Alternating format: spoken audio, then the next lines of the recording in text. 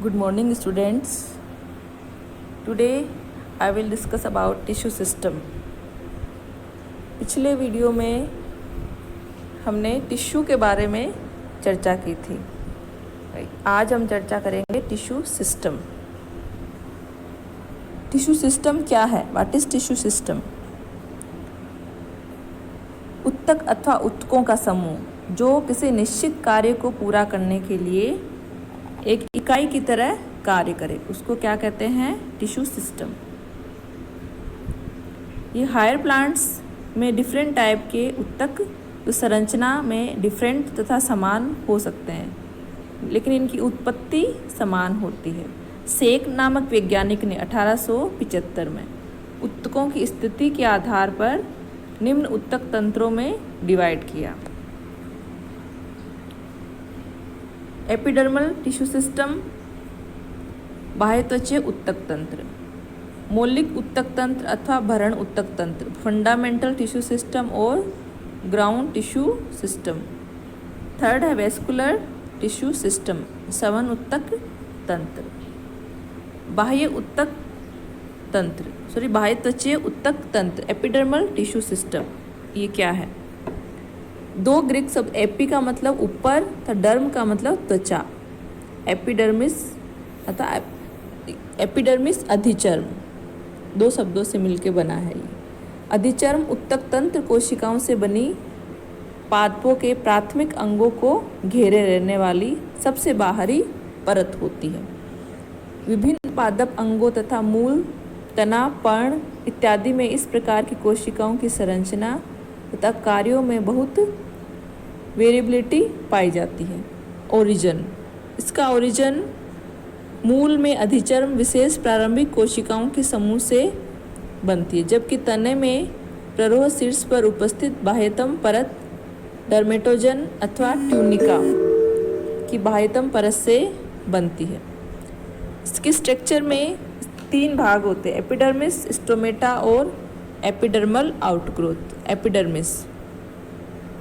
Epidermis जो है आवृतबीजी पादपों में एक परती होती है। जड़ों में अधिचर्म को मूलीय त्वचा अथवा एपिब्लेमा कहा जाता है। मूलीय त्वचा में रंध्र तथा क्यूटिकल नहीं पाई जाती। मूलीय त्वचा से मूल रोम विकसित होते हैं। कुछ पादप जैसे मोरेसी, बिग्नोनियेसी, पाइपरेसी तथा चिनोपोडियेसी आदि कुलों के कुछ सदस्यों में बहुपर्तीय अधिचर्म पाई जाती है। एग्जाम्पल के एपोसाइनेसी के कनेर, पाइपरेसी के पेपरोमिया में क्रमशः 3 से 5 तथा 14 से 15 परतों की भी हो सकती है।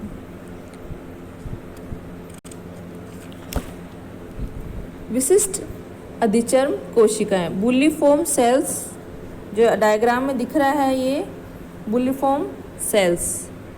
बुल्लीफॉर्म सेल्स ये अनेक बीजपत्री पादपों जैसे मक्का, गेहूं, गन्ना की पत्ती में अधिचर्म कोशिकाएं एक समान आकार की नहीं होती है। इनमें से कुछ कोशिकाएं अपेक्षाकृत बड़ी आकार की फूली हुई होती है, जिन्हें बुल्लीफॉर्म सेल्स कहा जाता है। ये आर्द्रताग्राही तथा पतली भित्ति युक्त होती है। ये वायु में आर्द्रता के अनुसार पत्तियों के खुलने व बंद होने में मदद करती है। Cork and silica cells, Poaceae व साइपरेसी कुल के अधिचर्म में दो प्रकार की कोशिकाएं पाई जाती है, लॉन्ग सेल्स एवं शॉर्ट सेल्स। छोटी कोशिकाएं भी दो प्रकार की होती है, कॉर्क सेल तथा सिलिका सेल। लिथोसाइट्स यानी विशिष्ट अधिचर्मी कोशिकाओं में पहला है बुलिफॉर्म सेल्स, सेकंड है कॉर्क एंड सिलिका सेल्स और थर्ड है लिथोसिस्ट, अस्म कोशिका। ये अकेंथेसी, एपोसाइनेसी, आर्टिकेसी आदि कुलों के सदस्यों में जो अधिचर्म में बड़े आकार की कोशिकाएं पाई जाती, जिनमें कैल्शियम कार्बोनेट के बड़े बड़े क्रिस्टल होते हैं। ये क्रिस्टल सिस्टोलिथ एवं कोशिका अस्म कोशिका लिथोसिस्ट कहलाती है। अस्म कोशिका वृंत युक्त होती है, जो बहुत पतला होता है परंतु अग्रभाग बहुत फूला हुआ होता है तथा खंभ उत्तक में धंसा हुआ होता है। इसमें वृंत युक्त क्रिस्टल होते हैं। अधिचर्म के कार्य, फंक्शंस ऑफ एपिडर्मिस। अधिचर्म भीतरी ऊतकों की बाह्य वातावरण व यांत्रिक आघातों से रक्षा करती है, जैसे तेज हवाएं, तेज प्रकाश, सूक्ष्म जीवों, कीट आदि से। दूसरा है क्यूटिकल, रोम, मोम, रोम आदि की उपस्थिति कारण ट्रांसपिरेशन को कम करती है। तीसरा, इसमें क्लोरोप्लास्ट प्रकाश संश्लेषण में सहायता करते हैं। अधिचर्म कोशिकाएं रंध्रों को खोलने व बंद करने में भी मदद करती है और गैसों का आदान प्रदान करती है। अधिचर्म में उपस्थित डिफरेंट सिक्रेटिक ग्लैंड्स कीटों व शाकाहारी जंतुओं से रक्षा करने में तथा उन्हें भोजन के रूप में ग्रहण करने में मदद करती है। अनेक एकबीजपत्री पत्तियों में बुलिफॉर्म सेल्स होती है जो जल अभाव के समय स्लथ हो जाती है और उन्हें भीतर की ओर मुड़ने में सहायक होती है। इससे ट्रांसपिरेशन की क्रिया कम होती है। दूसरा जो पार्ट है एपिडर्मल टिश्यू सिस्टम का वो है स्टोमेटा। स्टोमेटा, आपने स्टोमेटा के बारे में सब जानते हो।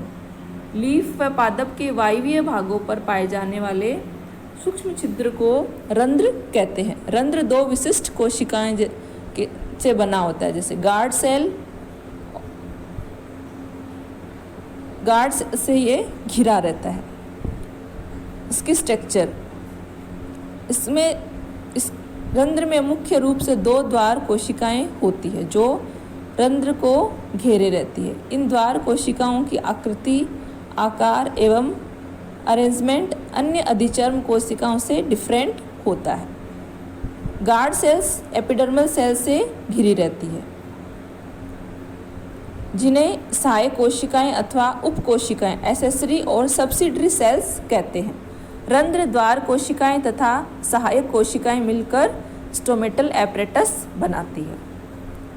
द्वार कोशिकाएं किडनी शेप्ड लाइव सेल्स होती है। इनकी बाह्य एवं भीतरी भित्ति की मोटाई असमान होती है। भीतरी भित्ति मोटी होती है जबकि बाह्य भित्ति पतली एवं लचीली होती है। इनमें विभिन्न कोशिकांग तथा ribosome, mitochondria, endoplasmic reticulum, Golgi complex व क्लोरोप्लास्ट पाए जाते हैं। क्लोरोप्लास्ट के द्वारा प्रकाश संश्लेषण द्वारा शर्करा निर्माण के कारण इन कोशिकाओं का स्फीति दाब, टर्गर प्रेशर बढ़ जाता है तथा द्वार कोशिकाएं स्फीत होकर फूल जाती है। फलस्वरूप रंध्र खुल जाते हैं। कोशिकाओं के स्लथ हो जाने से रंध्र बंद हो जाते हैं। रंध्रों के कार्य, रंध्रों का मुख्य कार्य गैसों का आदान प्रदान करना और रंध्रों के माध्यम से ट्रांसपिरेशन की क्रिया होती है। तीसरा जो एपिडर्मल टिश्यू सिस्टम है वह है एपिडर्मल आउटग्रोथ। एपिडर्मल आउटग्रोथ दो होती है, ट्राइकोम्स और इमर्जेंस। ट्राइकोम्स से बनने वाली सभी एक कोशिकी अथवा बहुकोशिकी उपांगों को ट्राइकोम अथवा त्वचारोम कहते हैं। ये अनेक प्रकार के हो सकते हैं, परंतु इनमें से निम्न 4 प्रकार पाए जाते हैं, जैसे root hairs, shoot epidermal trichomes, branched multi cellular trichomes और unbranched multi cellular trichomes. Root hairs ये मूल्य त्वचा की किसी भी कोशिका से बन सकते हैं। इसमें मूल्य त्वचा की कोशिका से ही अभिवृद्धि होती है तथा एक कोशिकीय एक दीर्घ की पतली भित्ति युक्त संरचना बनाती है। मूल रोम सामान्यतः अल्पजीवी होते हैं तथा जल अवशोषण का कार्य करते हैं। शूट एपिडर्मल ट्राइकोम्स ये अधिचर्म से उत्पन्न मुख्य उपांग है। ये एक कोशिकीय अथवा बहुकोशिकीय संरचनाएं हो सकती है। एग्जाम्पल, एक कोशिकीय अशाखित रोम, साल्विया प्लेबिया। एक कोशिकीय शाखित रोम एरवा स्पीसीज में पाया जाता है। एक ताराकार रोम साइडा स्पीसीज में पाया जाता है। इस तरह से अलग अलग तरह के त्वचीय रोम पाए जाते हैं। ये जो अधिकांश सेलुलोज के बने होते हैं और ये रोम स्रावी अथवा अस्रावी भी हो सकते हैं। शाखित बहुकोशिकीय रोम, एग्जाम्पल वर्बेसिकम डोम्बिया में गुच्छित रोम। अशाखित बहुकोशिकीय रोम चिनोपोडियम में, कैपिटेट तथा एट्रिप्लेक्स में थैलीनुमा होते हैं। ग्लैंडुलर ट्राइकोम्स, इसके अंतर्गत सरल एक कोशिकीय तथा बहुकोशिकीय ग्रंथिल रोम तथा पाचक ग्रंथियां आती है। एमरजेंस, गुलाब के कांटे कुछ पादपों में पाए जाने वाले सल्क तथा किणक जो है वो एमरजेंस कहलाते हैं। बाह्य त्वचा उपांगों के कार्य, पादप अंगों पर उपस्थित रोम ट्रांसपिरेशन की क्रिया कम करते हैं। परागकण एवं बीजों के प्रकीर्णन में मदद करते हैं। ग्रंथिल रोम विभिन्न पदार्थों का सिक्रेशन करते हैं। दूसरा है ग्राउंड टिश्यू सिस्टम, भरण ऊतक तंत्र। भरण ऊतक तंत्र अधिचर्म के नीचे की परत से लेकर मज्जा तक होता है, जिसमें संवनपुल सम्मिलित नहीं है। इसका संवनपुलों के बाहर का भाग रंभ बाह्य भरण ऊतक एक्स्ट्रास्टिलर ग्राउंड टिश्यू तथा इनके अंदर की ओर उपस्थित भाग इंट्रास्टिलर ऊतक कहलाता है तथा इनमें मूल व स्तंभ के निम्न क्षेत्र आते हैं। रंभ बाह्य भरण ऊतक क्षेत्र कोर्टेक्स और रंभ ऊतक क्षेत्र पेरिसाइकिल, पित्त और मेडुलरी रेज। पत्ती में भरण ऊतक तंत्र के अंदर मेसोफिल आता है और जिसमें वलकुट परिरंभ मज्जा किरणों में बटा हुआ होता है। तो इस तरह से वलकुट, हाइपोडर्मिस, मिडल कॉर्टेक्स ये सभी ग्राउंड टिश्यू सिस्टम में के अंदर आते हैं। टिश्यू के जो कार्य है वो है वलकुट अधिकांश विशेषकर जड़ों में भोज्य पदार्थों का संग्रहण का कार्य करते हैं। स्तंभ में ये रक्षी परत तथा कभी कभी प्रकाश संश्लेषी परत के रूप में भी कार्य करती है। वायुत्की वलकुट पादप की बायोंसी को बढ़ाता है। एंडोडर्मिस जो है उसके अंदर कैस्पेरिन बैंड्स पाई जाती है, स्टार सीथ भी इसके अंदर पाई जाती है। एंडोडर्मिस में कैस्पेरियन स्ट्रिप्स क्लियर होती है, किंतु आदिदारू के सम्मुख एंडोडर्मिस की कोशिकाओं में कैस्पेरिन स्ट्रिप्स नहीं पाई जाती। इन पतली भित्तियुक्त कोशिकाओं को पैसेज सेल्स कहा जाता है। एंडोडर्मिस का जो मुख्य कार्य है वह है जलावरोधी परत के रूप में कार्य करती है। ये मूल दाब को नियंत्रित करती है। मूल रोमों द्वारा अवशोषित तथा वलकुट में से होता हुआ जल पथ कोशिकाओं के माध्यम से संवहन तंत्र तक पहुंचता है। इसके जो कार्य है वो है मूल में सेकेंडरी या लेटरल मूलों की उपस्थिति परिरंभ से होती है। अनेक पादपों में स्तंभ में काग एधा की उत्पत्ति परिरंभ से होती है। पित्त जो है तने एवं मूल दोनों का केंद्रीय भाग बनाती है तथा रंभात्री भरण ऊतक क्षेत्र कहलाता है। मार्सिलिया नामक टेडोफाइट पादप में मज्जा दृढ़ोत्की कोशिकाओं से निर्मित होती है। फंक्शंस, इसका कार्य विभिन्न पदार्थों का संचय करता है। मज्जा में उपस्थित दृढ़ोत्तक वलय यांत्रिक शक्ति प्रदान करता है। मेडुलरी रेज का मुख्य कार्य है अरीय दिशा में पदार्थों का संवहन तथा जल एवं भोज्य पदार्थों का संचय करना है। वेस्कुलर टिश्यू सिस्टम, तीसरा टिश्यू सिस्टम है वेस्कुलर टिश्यू सिस्टम।